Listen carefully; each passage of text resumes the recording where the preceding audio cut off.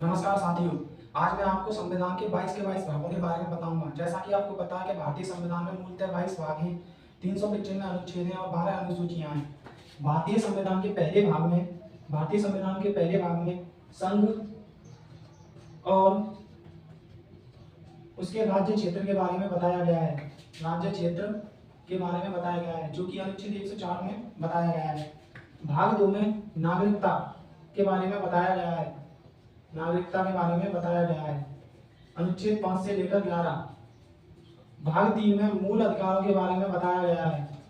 मूल अधिकारों के बारे में बताया गया है, 12 से लेकर 35 तक। भाग 4 में नीति निर्देशक तत्वों के बारे में नीति निर्देशक तत्वों के बारे में बताया गया है, अनुच्छेद 36 से लेकर 51 तक। भाग 4 के में मूल कर्तव्यों के बारे में बताया गया है। मूल कर्तव्य जो कि 51 के में बताया गया है। भाग 5 में केंद्र सरकार के बारे में बताया गया है। केंद्र सरकार के बारे में बताया गया है, अनुच्छेद 52 से 151 तक। भाग 6 में राज्य सरकार के बारे में बताया गया है, अनुच्छेद 152 से 237 में। भाग 7 में ख श्रेणी के राज्यों के बारे में ख श्रेणी के राज्यों के बारे में बताया गया है, अनुच्छेद 238 में। भाग 8 में केंद्र शासित प्रदेशों के बारे में बताया गया है।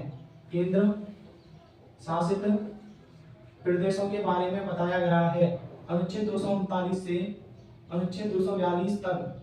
भाग 9 में पंचायतों के बारे में बताया गया है, अनुच्छेद 243 में। 9 के में नगर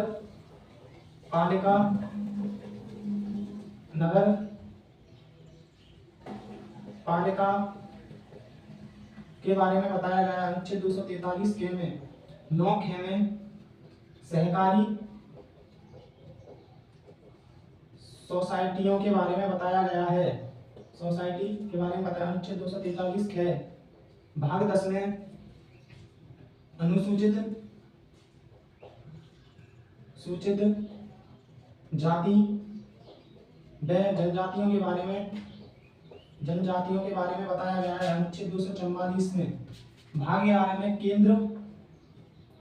केंद्र व राज्य के मध्य जो संबंध होते हैं उनके बारे में बताया गया है, अनुच्छेद 245 से अनुच्छेद 263 तक।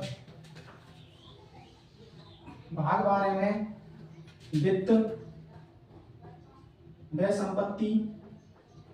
संपत्ति के बारे में बताया गया है, अनुच्छेद 264 से 300 तक। भाग 13 में व्यापार और वाणिज्य के बारे में बताया गया है, अनुच्छेद 301 से 307 में। भाग 14 में यूपीएससी व आरपीएससी यानी संघ लोक सेवा आयोग और राज्य लोक सेवा आयोग के बारे में बताया गया है, अनुच्छेद 308 से 323 में। भाग 15 में निर्वाचन आयोग के बारे में बताया गया है, अनुच्छेद 324 से 329 में। भाग 16 में कुछ वर्गों के लिए